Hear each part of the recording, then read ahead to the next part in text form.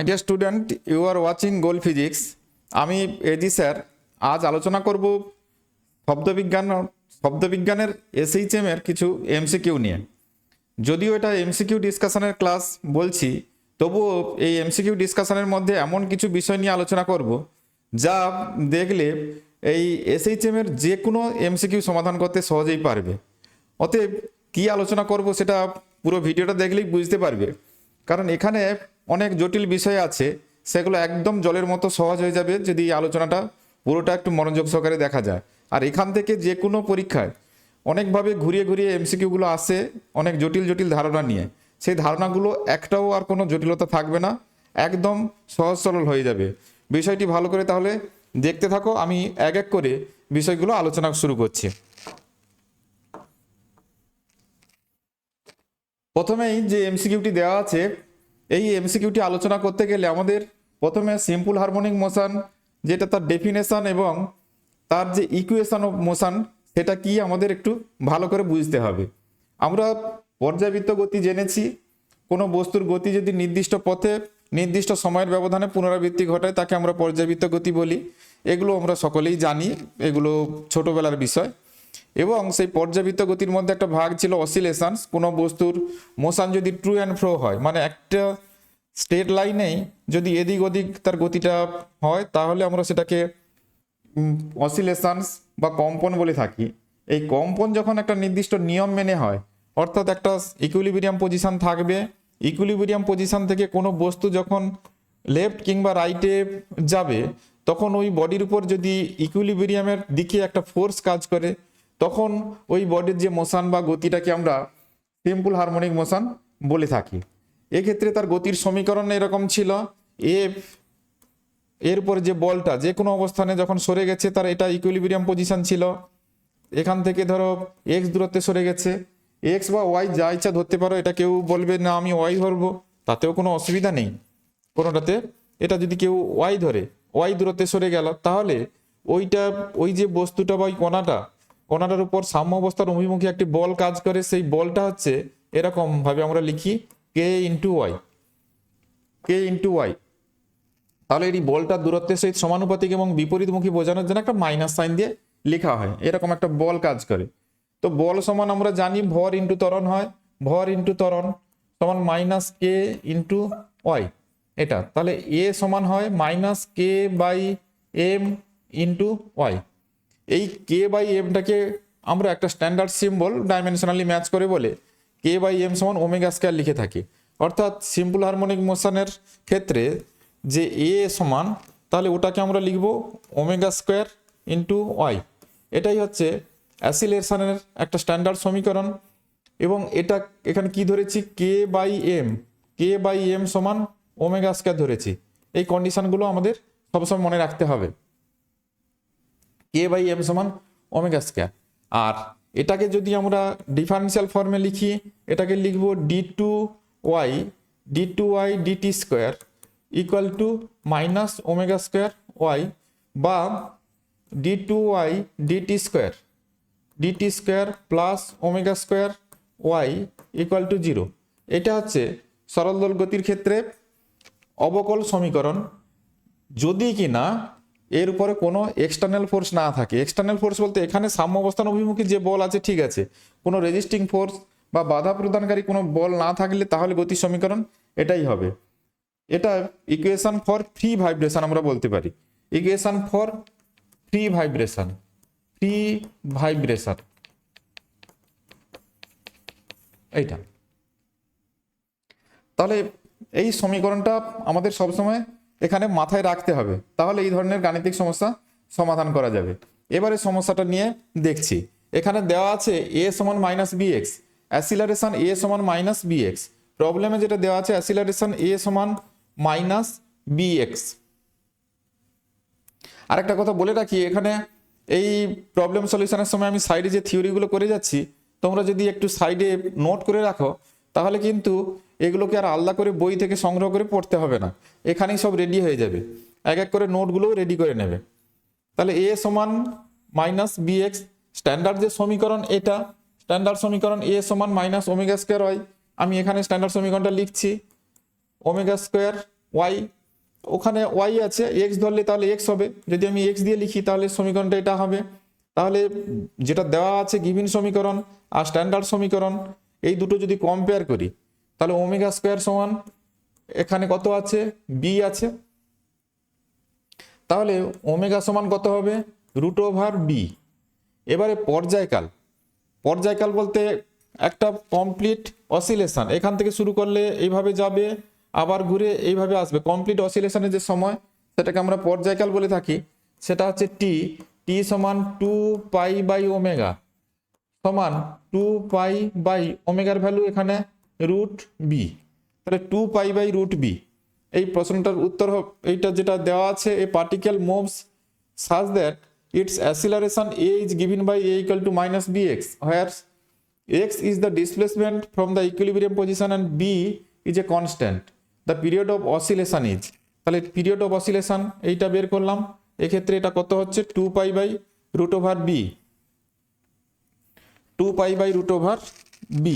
তার মানে এই উত্তরটা সঠিক আছে। এখানে প্রবলেমগুলো বিভিন্ন পরীক্ষাতে বিভিন্ন সময় এসছে, বুঝতে পারছো, এগুলো খুব important problem.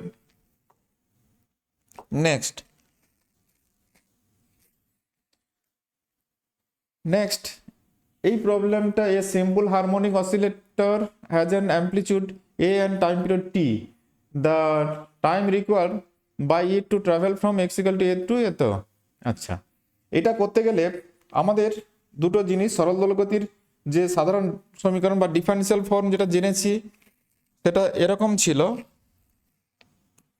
d2y dt square plus omega square y equal to 0। এটাকে সমাধান করলে আমরা সাইন দিয়ে একটা সমীকরণ পেয়ে যাব, ওয়াই ইকুয়াল টু এ এরভাবে সাইন ওমেগা টি প্লাস 5। আচ্ছা, তো সমীকরণ কি করে সমাধান করতে হয় ওগুলো এখানে কাজে লাগবে না, তাহলে আমার ওগুলো বেশি জানানো দরকার নেই। কিন্তু এই যে সমীকরণটা, এই সমীকরণটা কোথা থেকে এলো তাও জানতে চাইলে হয়তো বলা যায়, কিন্তু এখানে লেংদি প্রসেস হবে, একটুখানি আমি বলে রাখছি, দেখে নিতে পারো। এটা ধরো ইকুইলিব্রিয়াম পজিশন। আমি এইদিকে যদি একটা গ্রাফ প্লট করি, এদিকে হচ্ছে বিস্তার, আর এইদিকে নিচের দিকটা হচ্ছে সময়। তাহলে দেখো এই যে দোলকটা এখানে বাঁধা আছে, এটা দুলছে, এটার বিস্তার কম সহ দুললে ধরো এই পর্যন্ত যাচ্ছে, আবার এইদিকে এই পর্যন্ত আসছে, এই দিকটা এই পর্যন্ত, এটাকে আমরা প্লাস এ বলছি, আর এই দিকের এই দিকটা মাইনাস এ বলছি। তাহলে এর গতিটা সর্বোচ্চ এদিকে প্লাস এ পর্যন্ত হতে পারে, আর এই দিকে মাইনাস এ পর্যন্ত হতে পারে। যখন সময় গণনা শুরু করছি এটা সাম্য অবস্থায় ছিল, মানে এই পজিশনটা এর সাম্য অবস্থায় ছিল। তারপরে আমি যদি টোটাল টাইমটাকে বা পর্যায়কালটাকে আমরা টি হিসাবে ভাগ করি, এটা t/2, এটা t/4, এটা 3t/4, তাহলে এটা হচ্ছে t/4, এটা হচ্ছে t/2, এটা 3t/4, এটা হচ্ছে t। তাহলে টাইম যখন বাড়ছে, তাহলে বাড়তে বাড়তে t/4 টাইম পরে, অর্থাৎ এর পর্যায়কাল এখান থেকে এখানে যেতে মোট সময় 4/1 এখান থেকে ঘুরে আসতে আবার 4/1 এদিকে যাবে 4/1, এটা মোট টাইমটা হচ্ছে টি, এটাকে 4টা ভাগে ভাগ করছি, তাহলে t/4 টাইম পরে পার্টিকেলটা তার এইরকম দিকে সর্বোচ্চ বিস্তারে যাবে, মানে এরকম যাবে। তারপরে t/4 টাইম পরে পার্টিকেলটা তার এইভাবে সাম্য অবস্থায় আসবে, তারপরে আবার বাম দিকে যাওয়া মানে এদিকে আসবে, মানে এইরকম একটা অবস্থানে আসবে, তারপরে আবার এখানে চলে যাবে আবার t/4 পরে। অর্থাৎ এক্ষেত্রে সরল দোলগতির বস্তুটার গতি সরল দোলগতি পর্যায়ের, কিন্তু তার জন্য সময় বিস্তার যে লেখচিত্রটা পাওয়া যাচ্ছে সেটা এরকম সাইন সদৃশ্য, অর্থাৎ এটা একটা সাইনের সমীকরণ দিয়ে আমরা লিখতে পারি এর গতিটাকে। আমরা এভাবে মনে রাখতে পারি কেন এখানে সাইন দিয়ে লিখছি, এখানে সাইন দিয়ে লেখার কারণটা এভাবে মনে রাখা যায়। এখন বস্তুটা সাম্য অবস্থান থেকে শুরু না হয়, এটা ধরা যাক এরকম একটা জায়গা থেকে যদি এ যাত্রা শুরু করে, তাহলে তার প্রথমেই একটা কোণ ছিল, এই কোণটাকে আমি ফাই দিয়ে লিখতে পারি। তারপরের একটা অবস্থান এলো টি সময় পরে, সে আরও কিছুটা এগিয়ে গেছে, তাহলে টোটাল যে কোণটা, এই কোণটা হচ্ছে থিটা। এটা থিটা, আর এটা সমান কি হবে, তাহলে এটা হচ্ছে ফাই প্রাথমিক কোণ ছিল, আর এটা টি সময় সে গেছে, এটা হচ্ছে ওমেগা টি। তাহলে থিটা সমান ফাই প্লাস ওমেগা টি। এইভাবে আমরা টোটাল ফেজটাকে বিচার করে থাকি। এখানে এই জন্য সমীকরণে এটা স্ট্যান্ডার্ড সমীকরণ, এভাবে লেখা হয়। আর বস্তুকণাটি যদি প্রাথমিক অবস্থান এটা হয়, সাম্য অবস্থান থেকে যাত্রা শুরু করে, সেক্ষেত্রে ফাই ইকুয়াল টু 0 ধরতে হবে। যদি সাম্য অবস্থান থেকে যাত্রা শুরু করে সেক্ষেত্রে ফাই ইকুয়াল টু 0। আর এটা তো বললাম সাম্য অবস্থান থেকে বাম দিকে কিংবা ডান দিকে, ডান দিক বাম দিকে যে কোনো দিকে সর্বোচ্চ যতটা দূরত্ব যায় সেটাকেই আমরা বিস্তার বলি। তাহলে এখানে ওয়াইটা হচ্ছে কি, সাম্য অবস্থান থেকে যে কোনো মুহূর্তে সরণ, সাম্য অবস্থান থেকে সরণ, সেটা হচ্ছে ওয়াই। এটা হচ্ছে সর্বোচ্চ এই সাম্য অবস্থান থেকে বাম দিকে কিংবা ডান দিকে যতটা দূরত্ব যায় সেটা এ। আর সাইনের ভিতরে যে অংশটা আছে এটাকে আমরা দশা অংশ বলে থাকি। সাইনের ভিতরে যেটা আছে প্রাথমিক দশা থাকলে এটা ফাই ভ্যালু থাকবে, যদি প্রাথমিক দশা না থাকে তাহলে ফাইয়ের ভ্যালু 0 বসিয়ে প্রবলেমটা সলিউশন করতে হবে, অর্থাৎ শুধু সাইন ওমেগা টি হবে। এই হচ্ছে এখানকার বিষয়। তাহলে এখানে এগুলো আমার প্রয়োজন নেই, এটা প্রয়োজন নেই, আমি জাস্ট বোঝানোর জন্য বললাম। আমাকে তাহলে মনে রাখতে হবে কিটা প্রবলেম সলিউশনের জন্য, এটাও দরকার নেই, এই মেন ইকুয়েশনটি আমাকে মনে রাখতে হবে। সরল দোলগতির ক্ষেত্রে যে ইকুয়েশনটি কার্যকর হয় সেটা হচ্ছে এটা, y equal to A sine omega t plus phi. এটা আমার কাজে লাগবে।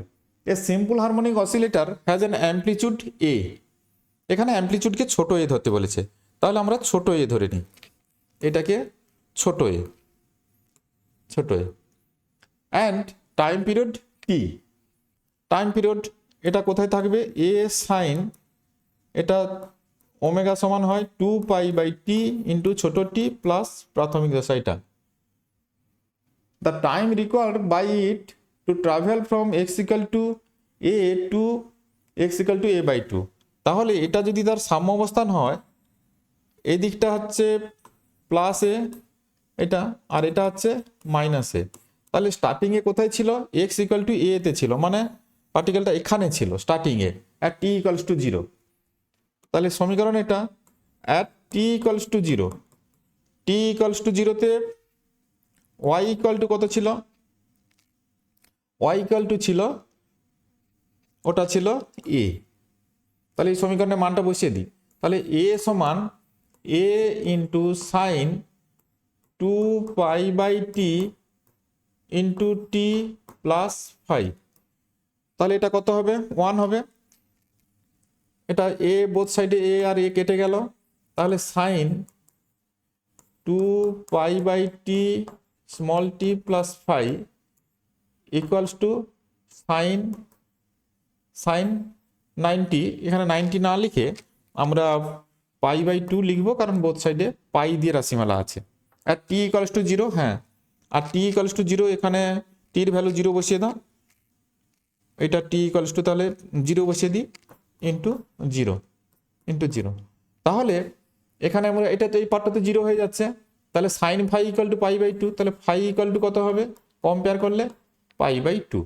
তাহলে এক্ষেত্রে সমীকরণ যেটা আসছে actually y equal to A sine omega t plus π/2, এটাই হচ্ছে সমীকরণ। তা এখন বলছে x ইকুয়াল টু এ থেকে x ইকুয়াল টু a/2 তে আসতে কত সময় লাগবে।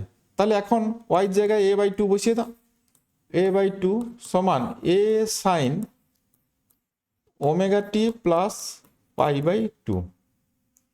দেখো এখানে মনে রাখবে, যদি কণাটি তার সাম্য অবস্থান থেকে যাত্রা শুরু করতো তাহলে এখানে কিন্তু এই ফাইয়ের ভ্যালু ধরতে হতো না, ফাই ইকুয়াল টু 0 ধরতে হতো। এখানে যাত্রা শুরু করছে কোথা থেকে, এই যে এখানে যেটা প্রবলেমে দেওয়া আছে x ইকুয়াল টু a থেকে যাত্রা শুরু করছে, তাহলে সেটা সাম্য অবস্থান নয়। x ইকুয়াল টু 0 থেকে যাত্রা শুরু করলে, যদি এটা প্রশ্ন থাকতো x ইকুয়াল টু 0 থেকে x ইকুয়াল টু a/2 তে যেতে কত সময় লাগবে, তাহলে ফাই ইকুয়াল টু 0 ধরে এই সমীকরণটা, এই যে সমীকরণটা আছে ফাই ইকুয়াল টু 0 ধরে মান বসিয়ে দিলে হয়ে যেত।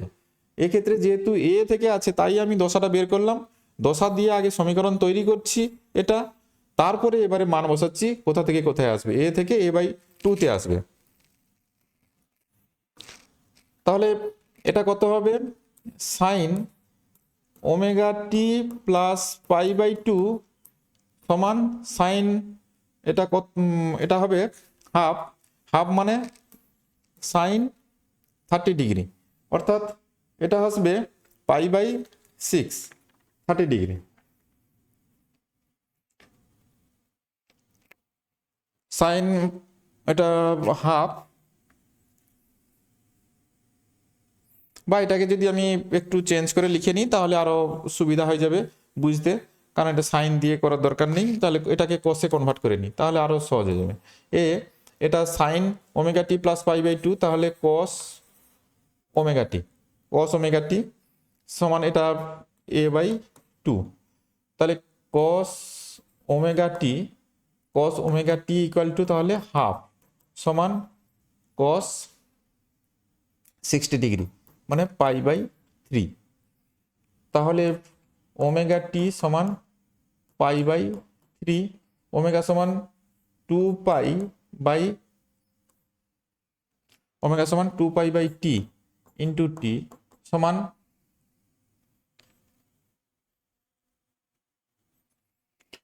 এটা হবে পাই বাই 3, তাহলে টি সমান, পাইটা বোথ সাইডে কেটে যাচ্ছে, টি সমান और टी समान এটা হচ্ছে টি বাই 6, টি সমান টি বাই 6। হ্যাঁ, অর্থাৎ এটা কোনটা উত্তর হবে, এটা এক্ষেত্রে সঠিক উত্তর হবে। নেক্সট, তাহলে আবারও একবার স্মরণ করিয়ে দিই আমি, যে সরল দোলগতির সমীকরণটা কি হলো, y equal to A sine omega t plus phi, তাহলে ওয়াইটা হচ্ছে সাম্য অবস্থান থেকে তার কণাটির সরণ, এটা হচ্ছে বিস্তার, ওমেগাটা হচ্ছে কৌণিক বেগ, অনেক সময় এটাকে কৌণিক কম্পাঙ্কও বলা হয়, আর ফাইটা হচ্ছে প্রাথমিক দশা, এবং ওমেগা সমান আমরা অনেক সময় লিখি ওমেগা সমান 2 পাই এফ 2 পাই এন, যে যেমন পারে ধরে এটা। এখন এখান থেকে আমরা কণার বেগ বের করতে পারি, ওটা ডেরিভেটিভ করলে বেগ বেরিয়ে আসবে, তোমরা ডেরিভেটিভ করে দেখবে, আমি আর ওগুলো এত ক্যালকুলেশন করছি না। তো বেগের যে রাশিমালা ভি সমান ছিল plus minus omega root over A square minus, এখানে ওয়াই ধরা আছে মানে ওয়াই স্কোয়ার, এটা বেগের রাশিমালা। এখানে বেগ সর্বোচ্চ কত হতে পারে, এটা যদি বেগের রাশিমালা হয়, কণাটি যখন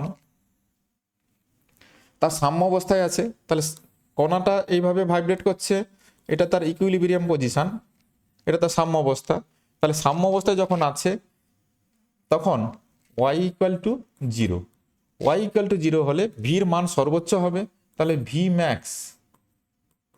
ম্যাক্স কত হবে, সেটা হবে ওমেগা ইন্টু এ, আমি ভ্যালুটা লিখছি, প্লাস মাইনাস সাইন দিয়ে কেউ লিখতে পারে, তাহলে ভি ম্যাক্সের ভ্যালুটা কত হলো omega a. R V minimum কখন হবে, ওয়াই ইকুয়াল টু যদি সর্বোচ্চ বিস্তারে হয়ে যায়, ওয়াই ইকুয়াল টু যদি এ হয়, অর্থাৎ এরকম জায়গাগুলোতে, তখন কি হবে, ভি ইকুয়াল টু 0 হবে, অর্থাৎ কণাটি মুহূর্তের জন্য থেমে যাবে, তখন সেটাই হচ্ছে ভির minimum value, V minimum equal to, তাহলে ওখানে 0 হয়ে যাচ্ছে, একটা ম্যাক্সিমামটা ওমেগা এ হচ্ছে আর মিনিমামটা 0 হচ্ছে। দ্য ম্যাক্সিমাম ভেলোসিটি, এখানে প্রবলেমে যেটা দেওয়া আছে ম্যাক্সিমাম ভেলোসিটি, তাহলে ম্যাক্সিমাম ভেলোসিটির রাশিমালাটা কি হলো, V max equal to omega into A, তাহলে ওমেগা এ এখানে সমান, তাহলে ওমেগা সমান কত হয় 2 পাই বাই টি, আর এটাকে ছোট এ ধরতে বলেছে, ছোট এ ধরে দিলাম, তাহলে কত হবে 2 পাই এ বাই টি, তাহলে এটা হবে 2 পাই এ বাই টি। হ্যাঁ, তাহলে এটা কোনটা হচ্ছে, এটা লিখবো 2 পাই এ এটা। Next, the amplitude of a particle executing SHM with frequency of 60 Hz is এত মিটার। আচ্ছা, particle executing simple harmonic frequency দেওয়া আছে। আচ্ছা, the maximum value of the acceleration of the particle. বেশ, তাহলে আমাদের এখানে যেটা দেখতে হবে সেটা হচ্ছে কি অ্যাসিলারেশনটা কত হয়। অ্যাসিলারেশন ইকুয়েশনটা আমরা জানি y equal to A sine, যদি আমি দশা না থাকে তাহলে ঝটপট করে নিই এ সাইন ওমেগা টি। তাহলে বেগ যখন বের করেছি, বেগ ডিওয়াই বাই ডিটি করেছি, ডিওয়াই বাই ডিটি করলে হবে এ ওমেগা কস ওমেগা টি। আর ত্বরণ যেটা small a equal to dv by dt সমান minus a omega square sine omega t. এইটা অর্থাৎ এ সমান minus omega square into y. এবারে এর ম্যাক্সিমাম ভ্যালু মিনিমাম ভ্যালু, যদি এটা ওয়াই ইকুয়াল টু জিরো হয়, যদি ওয়াই ইকুয়াল টু জিরো হয় তখন এ ইকুয়াল টু কী হবে, এটা কি হবে, এ ইকুয়াল টু জিরো হয়ে যাবে, এটাই মিনিমাম ভ্যালু। আর ওয়াই যদি এর সঙ্গে সমান হয়, মানে সর্বোচ্চ বিস্তারের পজিশনে চলে যায়, তখন এর কি হয়, ওয়াই সমান এ হলে এ সমান মাইনাস ওমেগা স্কোয়ার ইন্টু এ। এটাই হচ্ছে ত্বরণের ম্যাক্সিমাম ভ্যালু। এখানে মাইনাস সাইনটা দিক বোঝানোর জন্য ব্যবহার করা হয়েছে, তবে আমরা ভ্যালুটা যদি বলি সেটা হচ্ছে, এটা হচ্ছে ম্যাক্সিমাম ওমেগা স্কোয়ার এ, আর মিনিমাম ভ্যালু সেটা হচ্ছে zero. Minimum value zero, maximum value omega square A, এটা মনে রাখতে হবে। তাহলে এ ম্যাক্স এটা কাজে লাগবে equal to minus omega square A. Value বসানোর সময় সাইনটা নেওয়ার কোনো দরকার নেই, এখানে সাইনটা দিক বোঝানোর জন্য ব্যবহার করা হয়েছে। তাহলে এখানে যে প্রবলেম দেওয়া আছে, এক্ষেত্রে ফ্রিকোয়েন্সি কত আছে 60 হার্টজ, আর অ্যাম্পলিটিউড কত দেওয়া আছে 0.01 মিটার, ম্যাক্সিমাম ভ্যালু অফ অ্যাসিলারেশন। তাহলে এ ম্যাক্স ইকুয়াল টু, আমি যদি সাইন অ্যাভয়েড করি ওমেগার জায়গায়, তাহলে 2 পাই এফ এর হোল স্কোয়ার ইন্টু এ। তাহলে 2 পাই এফ মানে এখানে দেওয়া আছে 60 এর হোল স্কোয়ার ইন্টু 0.01 সমান, এটা কত আসবে 4 পাই স্কোয়ার ইন্টু 36, এটা 60 স্কোয়ার হলে 3600 ইন্টু 0.01, তার মানে 00 চলে যাবে, 36 ইন্টু 4, 36 ইন্টু 4 মানে 144, 144 পাই স্কোয়ার। এটাই হচ্ছে 144 pi square metre per second square. অর্থাৎ এর উত্তরটা এক্ষেত্রে সঠিক হবে, এটা 144 pi square metre per second square, এটাই হচ্ছে। Next, a body executing simple harmonic motion has a maximum acceleration equal to এত, তাহলে and maximum velocity এত। তাহলে আমরা v max কত পেয়েছি, আগে দেখেছি v max equal to omega a, আর a max আমি সাইন অ্যাভয়েড করছি ওমেগা স্কোয়ার এ, সাইন এখানে দরকার নেই, আমি শুধু ভ্যালুগুলো নিচ্ছি। তাহলে এই দুটো ছিল। এখন এদের ভ্যালু দেওয়া আছে, the amplitude of the simple harmonic motion is. তাহলে এখানে অ্যাসিলারেশনের ম্যাক্সিমাম ভ্যালু কত দেওয়া আছে 24 মিটার পার সেকেন্ড স্কোয়ার। তাহলে আমি যদি এটা করি A max by V max, V max equal to omega square A divided by omega A সমান, এটা তাহলে কত হবে ওমেগা হবে, তাহলে এটা ওমেগা, এবং সেই এটার ভ্যালু কত আছে 24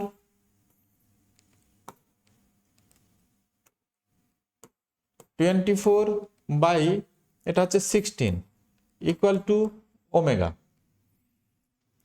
তাহলে 2 এটা হচ্ছে 3, তাহলে ওমেগা ইকুয়াল টু 3/2। এখন বের করতে হবে কিটা, the amplitude of the simple harmonic motion. তাহলে ওই ভি ম্যাক্সের রাশিমালাতে বসিয়ে দাও। তাহলে V max equal to omega into A. তা ভি ম্যাক্সের ভ্যালু কত? 16 সমান ওমেগার ভ্যালু কত? 3/2 ইন্টু এ। তাহলে এ সমান এটা হবে 32/3 মিটার। তার মানে 1 নম্বর উত্তরটার সঙ্গে মিলছে। এখানে কয়েকটি গুরুত্বপূর্ণ কথা বলে রাখি এই প্রসঙ্গে, যেটা এমসিকিউ আকারে দিয়েও থাকে, এখানে হয়তো প্রশ্নে নেই। সরণ ও বেগের মধ্যে দশা পার্থক্য কত? সরল দোলগতি সম্পন্ন কণার সরণ আর বেগের মধ্যে দশা পার্থক্য।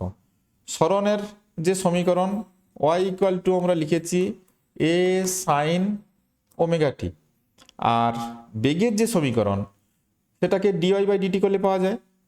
v সমান এটা লেখা হয়, এটা ডেরিভেটিভ করলে হবে omega a cos omega t.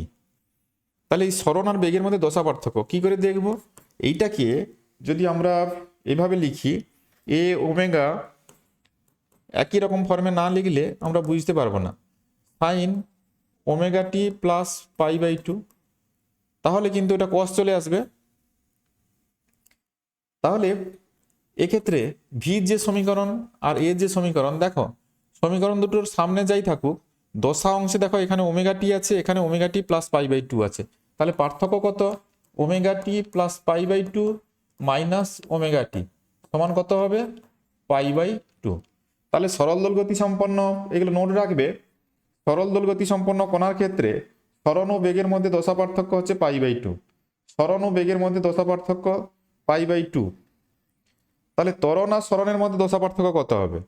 ত্বরণ আর সরণ, তাহলে ত্বরণের রাশিমালা যেটা দেখতে পাচ্ছ, এ সমান মাইনাস ওমেগা স্কোয়ার ওয়াই। তাহলে এখানে মাইনাস সাইন একটা সামনে আছে, মাইনাস সাইন মানে পাই দশা পার্থক্য। ওই একই রকম ভাবে কম্পেয়ার করতে পারো, ইকুয়েশনে যখন পাই বসিয়ে দেবে ওই মাইনাস সাইন আছে। তাহলে সরল দোলগতি সম্পন্ন কণার ত্বরণ ও সরণের মধ্যে দশা পার্থক্য পাই, ত্বরণ আর সরণের মধ্যে দশা পার্থক্য পাই, সরণ বেগের মধ্যে π/2, আর বেগ সরণের মধ্যে এটা তো হলো π/2। তাহলে এইভাবে কোশ্চেন এমসিকিউ আকারে থাকতে পারে, একটু সচেতন থাকবে। Next, A particle is vibrating in a simple harmonic motion with an amplitude of 4 cm. At what displacement from the equilibrium position its energy half the potential and half the kinetic. তাহলে এবার energy সংক্রান্ত problem, energy সংক্রান্ত প্রবলেমে যাওয়ার জন্য energy রাশিমালাটা কি ছিল সেটা একবার দেখে নিই। তাহলে কাইনেটিক এনার্জির যে রাশিমালা, কাইনেটিক এনার্জি সমান হাফ এম ভি স্কোয়ার সমান হাফ এম ইন্টু ভির জায়গায় এখানে কত বসবে? ওমেগা স্কোয়ার ইন্টু এ স্কোয়ার মাইনাস ওয়াই স্কোয়ার। এটা কারণ আমি ভির মানটা বসিয়ে দিলাম, ভি সমান omega root over A square minus y square ছিল, তাহলে সেটাকে স্কোয়ার করে বসালে এরকম দাঁড়াবে। আর পোটেনশিয়াল এনার্জি রাশিমালা যেটা ছিল, potential energy half m omega square, এটা ছিল ওয়াই স্কোয়ার। এইভাবে তো গতির যে কোনো অবস্থানে আমরা টোটাল এনার্জিকে কনজার্ভ হিসাবে ধরতে পারি, অর্থাৎ টোটাল এনার্জি কত হয়? ই সমান ওই দুটোকে যোগ করলে আমরা দেখতে পাচ্ছি এনার্জিটা হবে হাফ এম ওমেগা স্কোয়ার এ স্কোয়ার। এটা হচ্ছে টোটাল এনার্জি রাশিমালা। এখান থেকে যেটা কোশ্চেন থাকে যে গতিশক্তি এবং স্থিতিশক্তির কম্পাঙ্ক কত? একটা সরল দোলগতি সম্পন্ন কণার যে সমীকরণ y equal to A sine omega t ছিল, বা এটাকে আমরা এইভাবে লিখি A sine 2πf into t, 2πf into t. তাহলে এখানে কম্পাঙ্ক কত আছে? এফ আছে, কিন্তু এর স্থিতিশক্তি বা গতিশক্তির কম্পাঙ্ক কত হবে? আমি এখানে যদি বলি এটা কত আছে, ভি স্কোয়ার আছে গতিশক্তির রাশিমালাতে, তা ভি রাশিমালাতে ওখানে যেটা ছিল আমি যদি লিখি একবার, ভি সমান এ ওমেগা কস ওমেগা টি ছিল। তাহলে গতিশক্তি ই কে বা কে যাই ধরো, সেটা সমান হাফ এম ভি স্কোয়ার, সমান হাফ এম ভি স্কোয়ার, মানে ওটা হবে এ স্কোয়ার ওমেগা স্কোয়ার বেরিয়ে আসবে, ইন্টু এটা হবে কস স্কোয়ার ওমেগা টি। তাহলে কস স্কোয়ার ওমেগা টি, এটা যদি আমি এখানে 2 আর এখানে যদি আমি 2 মানে এখানে 1/4, এটা 2 cos square omega t, 2 cos square omega t, এটাকে যদি ভাঙি তাহলে ওটা দাঁড়াবে কত?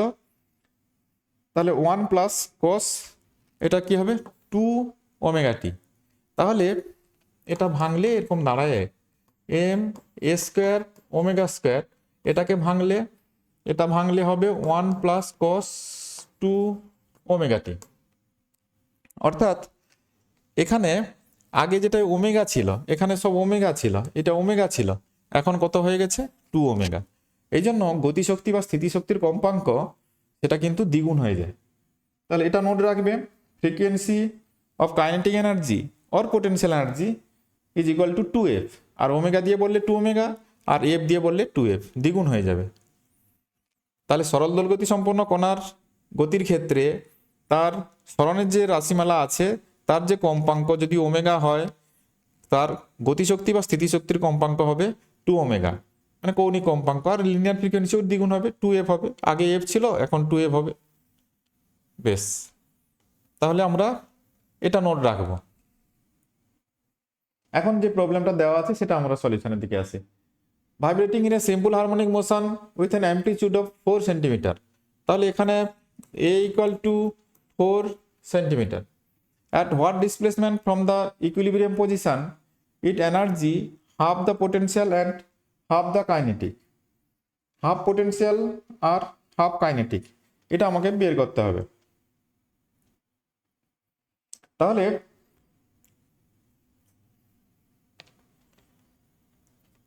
Half potential half kinetic energy যদি হয়, তাহলে আমরা সমীকরণটা কি লিখব? কাইনেটিক এনার্জি রাশিমালা যে half m omega square into y square, এটা হচ্ছে পোটেনশিয়াল এনার্জি রাশিমালা। তাহলে potential it's energy half potential and half kinetic. Half kinetic, half kinetic মানে এখানে সর্বোচ্চ যে শক্তি তার অর্ধেকের কথাই বলা হয়েছে। তাহলে হাফ কাইনেটিক মিনস, তাহলে আমরা লিখব, তাহলে দুটো এনার্জি সমান সমান। কাইনেটিক এনার্জি কত আছে? Half m omega square A square minus y square. It's energy half potential and half kinetic, তার মানে অর্ধেক অর্ধেক, অর্ধেক অর্ধেক মানে দুটো এনার্জি তাহলে ইকুয়াল করে দিচ্ছি। তাহলে y square equal to a square minus y square, 2 y square equal to a square.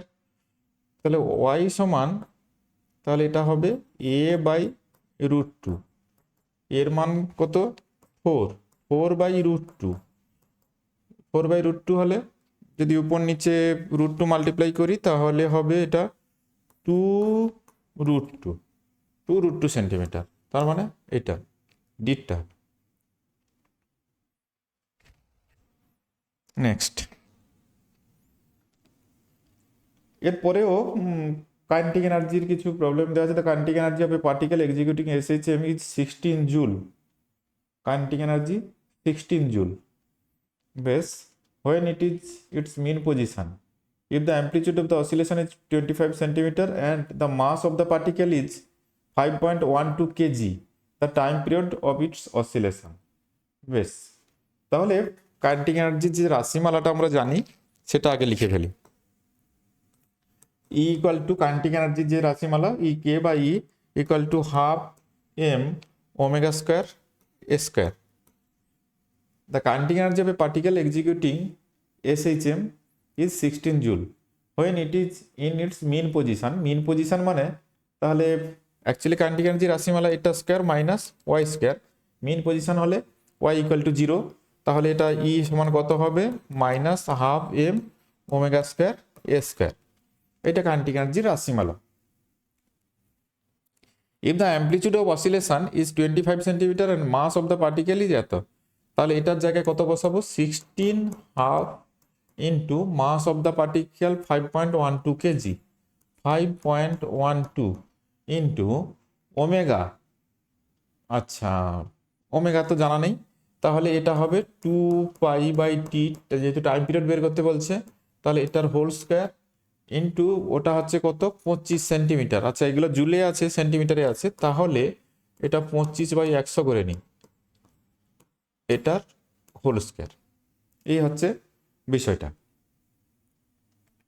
তাহলে এটাকে যদি একটু সাজিয়ে লিখি 16 ইকুয়াল টু এটা 512/200, তার মানে যে 2 দিয়ে কাটি তাহলে এটা হবে 100, আর এটা হচ্ছে 2 4 2 5 10 256, এটা হচ্ছে 256, তাহলে 256, তাহলে 6 225 16, বেশ, তাহলে ওটাতে চলে যাবে, তাহলে 16/10। এবারে তাহলে বোথ সাইড স্কোয়ার করে দিই, তাহলে এই দিকটা হচ্ছে 4 থাকছে, 4 ইকুয়াল টু এটা হচ্ছে 16/10 ইন্টু 2π/t ইন্টু 25/100, এটা। তাহলে টি সমান কত হবে, টি সমান তাহলে 16/10 ইন্টু 2π/4 ইন্টু 25/100, এটা।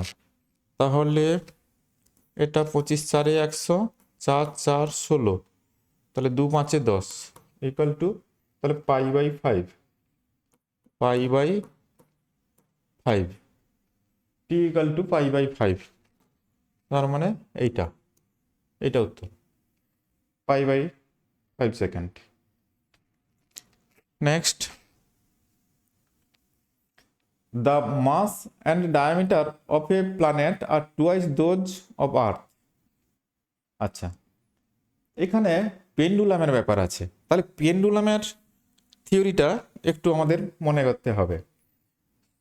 সিম্পল পেন্ডুলাম যেটা, মনে করে দেখো এরকম একটা ভারহীন অপ্রসার্য সুতোয় কোনো বস্তু যখন বেঁধে এটাকে এভাবে তার ইকুইলিব্রিয়াম থেকে সামান্য বিচ্যুত করে ছেড়ে দেওয়া হয়, যাতে তার এই যে কৌণিক যে বিচ্যুতিটা সেটা 4 ডিগ্রি থেকে কম থাকে, এরকম একটা কন্ডিশন ধরা হয়েছিল, অর্থাৎ তার গতিটা যেন সরল রৈখিক হয়।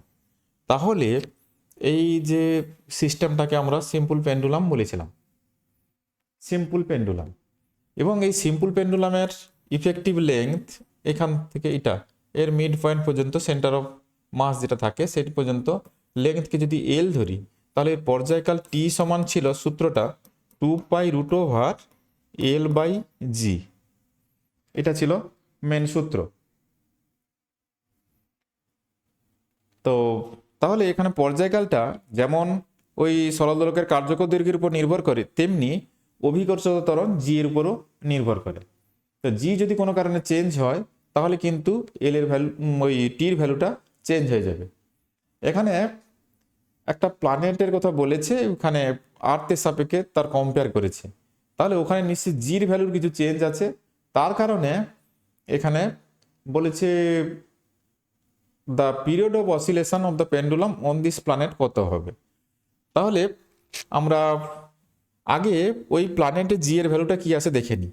জির সঙ্গে আমরা জানি ক্যাপিটাল জি এবং এম এবং ওই গ্রহের ব্যাসার্ধের সম্পর্ক এরকম ছিল।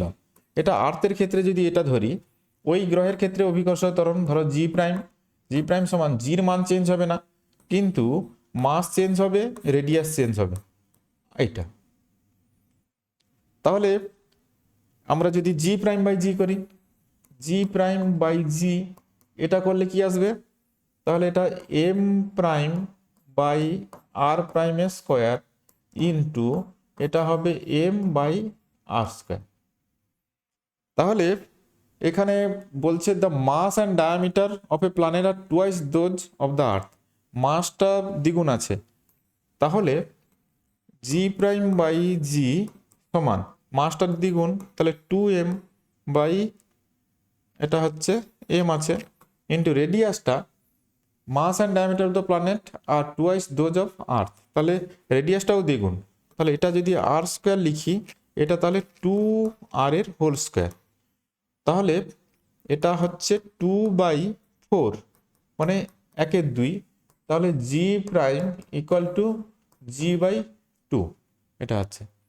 এখন এবারে দোলনকাল, যদি আর্থ সারফেসের ক্ষেত্রে এটা ধরি, ওই প্ল্যানেটের ক্ষেত্রে যদি টি প্রাইম বলি, টি প্রাইম সমান 2π√L/g প্রাইম।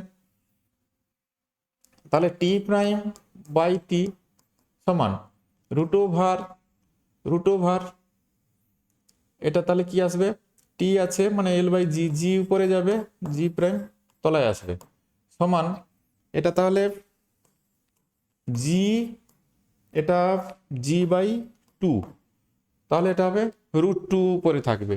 তাহলে টি প্রাইম সমান √2t, টি প্রাইম সমান √2t হচ্ছে।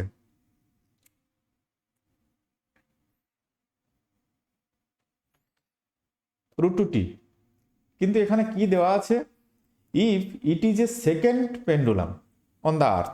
সেকেন্ড পেন্ডুলাম মানে টির ভ্যালুটা, সেকেন্ড পেন্ডুলামের ক্ষেত্রে টাইম পিরিয়ড হয় 2 সেকেন্ড। সেকেন্ড পেন্ডুলামের ডেফিনেশন অনুযায়ী ওটা টাইম পিরিয়ড হয় 2 সেকেন্ড। তাহলে সেকেন্ড পেন্ডুলামের টাইম পিরিয়ড, তাহলে আমরা দেখতে পাচ্ছি সম্পর্কটা কি দাঁড়াচ্ছে, টি প্রাইম সমান √2 ইন্টু টি। সেকেন্ড পেন্ডুলামের ক্ষেত্রে টাইম পিরিয়ড 2 সেকেন্ড, তাহলে এটা কত হবে, টি প্রাইম সমান 2√2। তার মানে কোনটা উত্তর, এটা বিটটা, এইটা 2√2।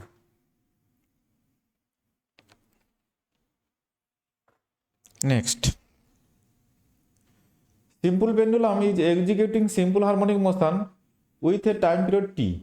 If the length of the pendulum is increased by 21%, the percentage increase in the time period of the pendulum is increased length is কত হবে। তাহলে এখানে যা দেওয়া আছে আগে লিখে ফেলি। If the length of the pendulum is increased by 21%, length increase করা হয়েছে, তাহলে শরৎদোলকের যা লেংথ ছিল তার 21% লেংথ ইনক্রিজ করা হয়েছে। তাহলে প্রিভিয়াস লেংথ ধরো এল ছিল, এখন কত হয়েছে, এল প্রাইম সমান 121/100 ইন্টু এল। এটা হচ্ছে লেংথের যে এক্সপ্রেশন সেটা লিখলাম। আর আগে টাইম পিরিয়ড টি ছিল, টি সমান 2π√L/g। বর্তমান টাইম পিরিয়ড টি প্রাইম সমান 2π√L'/g। তাহলে T prime by T, T prime by T সমান কত আসবে, √L'/L। মান বসিয়ে দিই, টি প্রাইম বাই টি সমান √121/100 ইন্টু এল, এটা তলায় এল, তাহলে ওটা হবে 11/10 এটা। এখন percentage increase in the time period, তাহলে টাইম পিরিয়ডের ইনক্রিজটা বের করতে বলেছে, টি প্রাইম বাই টি -1 করি বোথ সাইডে হিসাবের সুবিধার জন্য, অন্যথায় কিছু না। এটা তাহলে হবে টি prime minus T by T সমান, এটা হবে 1/10। এবার শতকরা পরিবর্তনের জন্য এটাকে বোথ সাইডে 100 দিয়ে আমরা মাল্টিপ্লাই করব, মাল্টিপ্লাই করলে কত হবে, 10% হবে। আচ্ছা, এখানে অপশানগুলো অমিট হয়ে আছে, এটা তাহলে অপশানে আসবে 10%, এটা হবে 10%।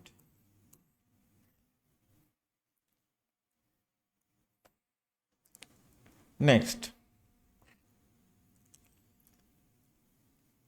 এখন যেটা দেখতে পাচ্ছি, two bodies M and N of equal masses are suspended from two separated massless spring. এবারে স্প্রিংয়ে ঝোলানো বস্তুর ক্ষেত্রে কোনো বডিকে যখন আমরা ওইভাবে স্প্রিংয়ে ঝুলিয়ে এভাবে রাখছি, এর মাস সাপোজ এম, সামান্য টেনে যদি ছেড়ে দিই তাহলে এটা কি হবে, এটা আপ অ্যান্ড ডাউন মোশনে ভাইব্রেট করবে। তো সেক্ষেত্রে স্প্রিংয়ের ক্ষেত্রে আমরা যে পর্যায়কালের রাশিমালা পাই সেটা হচ্ছে 2π√m/k, টি সমান 2π√m/k। বেশ, এখানে আরেকটা কথা বলে দিই, এখানে হয়তো এই লেখাগুলো অস্পষ্ট আছে, এটা K1 এটা K2, two bodies M and N of equal masses are suspended from two separate massless spring of force constant K1 and K2 respectively. If the two bodies oscillates vertically such that their maximum velocities are equal, the ratio of the amplitude of M and N, তাহলে এক্ষেত্রে তাদের যে vibration হচ্ছে simple harmonic মোশনেই vibrate করছে, তো তাদের ক্ষেত্রে কি বলেছে, oscillate vertically such that their maximum velocities are equal, maximum ভেলোসিটিটা তাদের ক্ষেত্রে ইকুয়াল। তাহলে ভি সমান যে রাশিমালা হয়, ভি সমান আমরা জানি কত হয়, ওমেগা ইন্টু এ, ভি সমান ওমেগা ইন্টু এ। তাহলে দুটি ক্ষেত্রে দুটো বডি যাদের ভর এম এবং N of equal masses are suspended from two separate massless spring of force constant K1 K2। তাহলে বেগ প্রথমটার ক্ষেত্রে সেটা ভি সমান, তাহলে আমি লিখব, আমি বললাম ওমেগা 1 A1। দ্বিতীয়টার ক্ষেত্রে V2 সমান ওমেগা 2 A2। তাহলে এখানে ওমেগা সমান কত আছে, ওমেগা সমান 2π/t হয়। তাহলে 2π/t যদি করি তাহলে 2π কেটে যাচ্ছে, ওটা তাহলে হবে রুট ওভার ওটা k/m,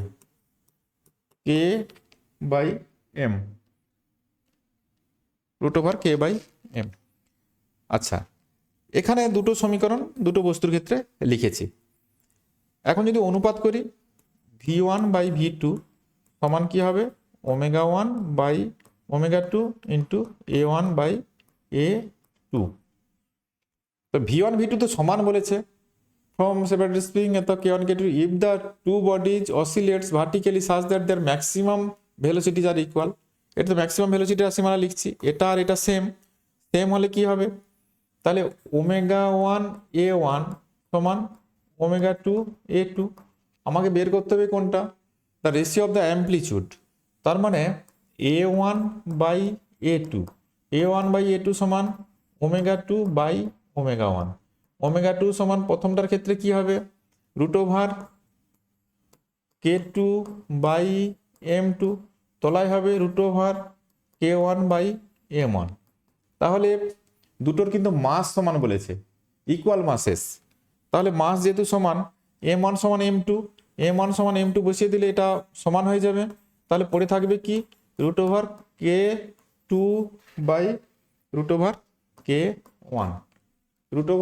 K2/K1, এইটা।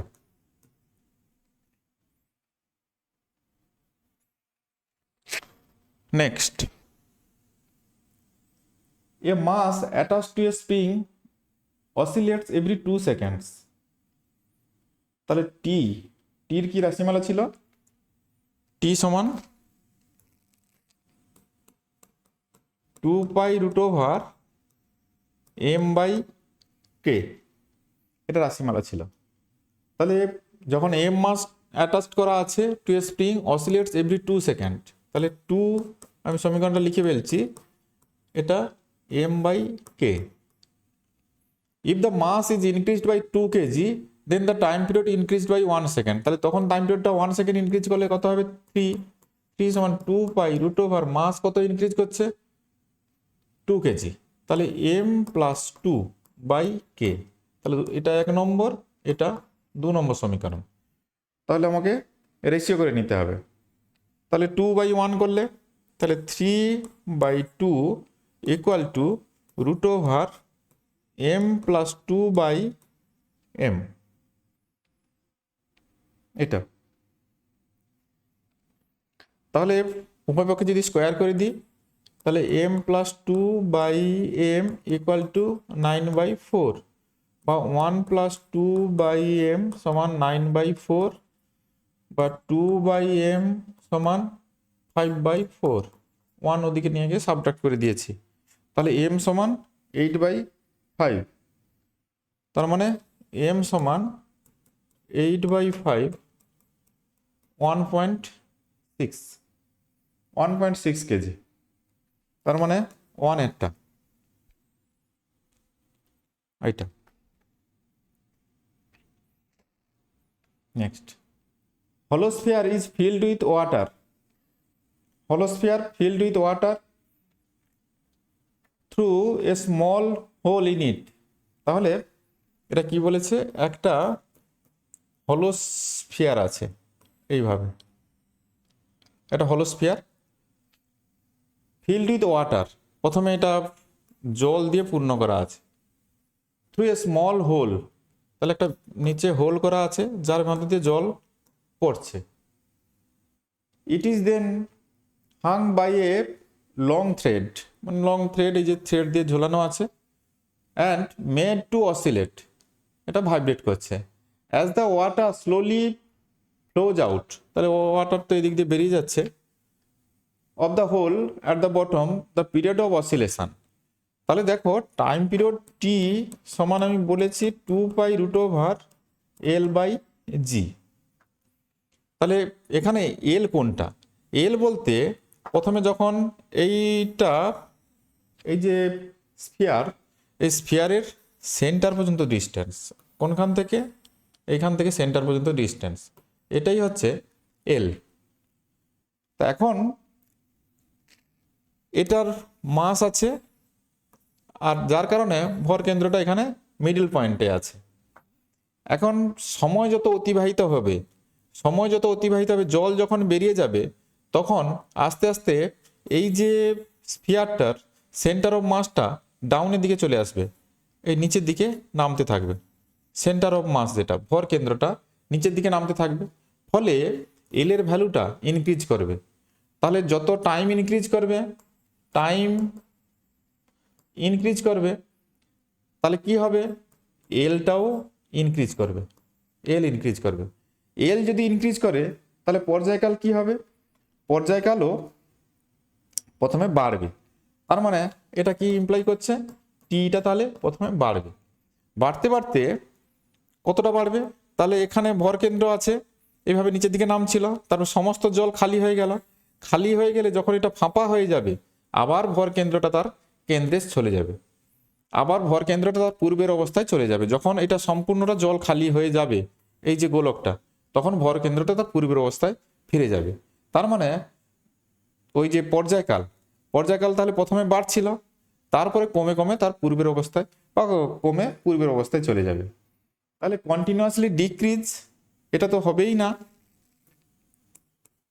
কন্টিনিউয়াসলি ইনক্রিজ না, ফার্স্ট ডিক্রিজ না, ফার্স্ট তো ইনক্রিজ হচ্ছে, তাহলে এটা নয়, তাহলে first increase and then decrease to original value, হ্যাঁ এটাই ঠিক, পূর্বের অবস্থায় চলে যাবে। যখন জলটা খালি হয়ে যাবে তখন পর্যায়কালটা জল ভর্তিতে যেমন ছিল তেমনি অবস্থায় চলে যাবে, তার মানে ডিটা সঠিক উত্তর। তাহলে আজকের যে আলোচনাগুলো করলাম, এখান থেকে দেখতে পাচ্ছ যে বিভিন্ন ক্ষেত্রে সিম্পল হারমোনিক মোশন থেকে কীরকম প্রবলেম আসতে পারে। প্রথমে গতির সমীকরণ থেকে, তারপরে বেগের রাশিমালা থেকে, তারপরে ত্বরণের রাশিমালা থেকে, তারপরে বিভিন্ন ক্ষেত্রে টাইম পিরিয়ড সংক্রান্ত গণনাতে, এনার্জি সংক্রান্ত গণনাতে কীরকম গাণিতিক সমস্যা আসতে পারে, আমি এক এক করে থিওরি সহ এই প্রবলেমগুলো সলিউশনের পদ্ধতি বললাম। তাহলে এই ধরনের প্রবলেমই আসতে পারে। এবং লাস্ট যেটা, এটা মনে রাখতে হবে, টি সমান 2π, এই যে বিষয়টা L/g ইফেক্টিভ, আর একটা বিষয় এটা যদিও এটার সঙ্গে জড়িত না, এই প্রবলেমের সঙ্গে, এটা মনে রাখতে হবে জি ইফেক্টিভ। এর আগের যে মহাকর্ষের যে প্রবলেমটা যেটা করে দিলাম, সেটাতেও এরকম ধারণা কাজে লাগছে ধরে নিতে পারো। অর্থাৎ কোন ক্ষেত্রে জির মান কত, ধরো লিফটে সরল দোল গতি রেখে দিয়েছি, লিফটটা ত্বরণ সহ উঠছে, তাহলে এই জিটা তখন আর জি থাকবে না, তখন চেঞ্জ হয়ে যাবে, তাহলে চেঞ্জড ভ্যালুটা বসাতে হবে এখানে। এই নিচে L/gর যেটা ভ্যালুটা, ওই জির ভ্যালুটা কার্যকর অভিকর্ষ ত্বরণ যেটা, সেটাই বসাতে হয়, এটা মনে রাখতে হবে। কোনো ক্ষেত্রে লিফটের ভিতরে সরল দোলককে দিয়ে দিয়েছে, লিফটটা উপরের দিকে উঠছে, সেক্ষেত্রে পর্যায়কালের কি চেঞ্জ হবে, লিফটটা নিচের দিকে নামছে, তাহলে কি চেঞ্জ হবে, তখন জির ভ্যালু যেভাবে চেঞ্জ হবে তেমনভাবে এটা বাড়া বা কমা হবে, এইটুকু মনে রাখতে হবে। তাহলে আপাতত এইগুলো জানলেই এই লেভেলের সব এমসিকিউর সমাধান করা যাবে, আর বেশি জটিলতার দিকে কোনো যাওয়ার দরকার নেই। তাহলে আজকের আপাতত শরৎ দলের গতির আলোচনা এই পর্যন্ত। যারা এখনও চ্যানেলটিকে সাবস্ক্রাইব করেনি অবশ্যই সাবস্ক্রাইব করবে।